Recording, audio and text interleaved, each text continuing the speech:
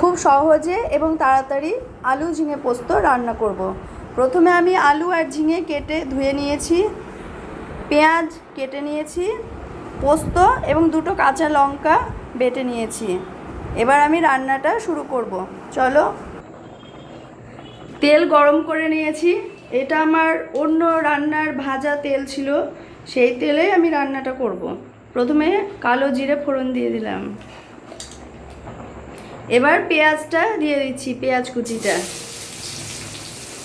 কুচিটা দেওয়ার পর একটু ভালো করে ভেজে নেব।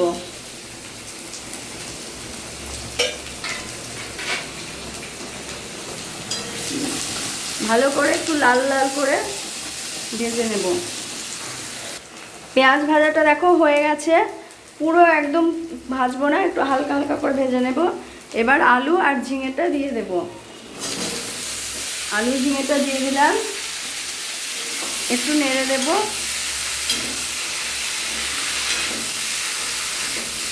এবার আমি হলুদ আর লবণ দিয়ে দেব।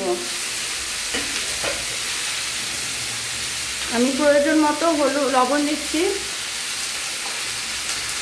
আমি 2 চামচ লবণ দিয়ে দিলাম আর 1 চামচ হলুদ গুঁড়ো।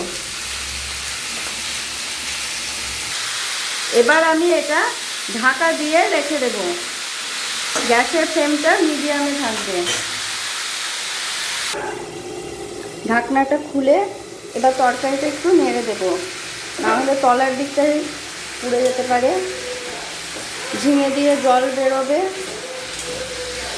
সামান্য নাড়ানাড়ি করার পর আবার ঢাকা দিয়ে রেখে দেব। আবার আমি ঢাকনাটা খুলে নেড়ে দেব। মাঝে মাঝে ঢাকনাটা খুলে নাড়তে হবে। দেখো ঝিঙে থেকে জল বেরিয়ে শুকিয়ে গেছে। জলটা পুরোপুরি শুকিয়ে যেতে হবে। আলুটা দেখো হাফ সেদ্ধ হয়ে আছে। দেখো আলুটা কেটে যাচ্ছে।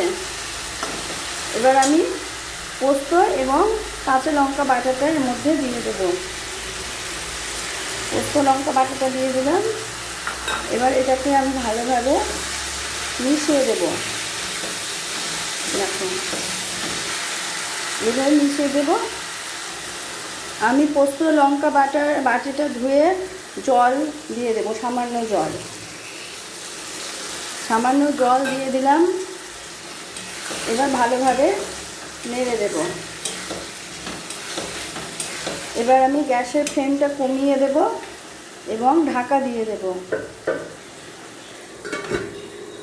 ঢাকা দিয়ে খানিকক্ষণ রেখে দেব।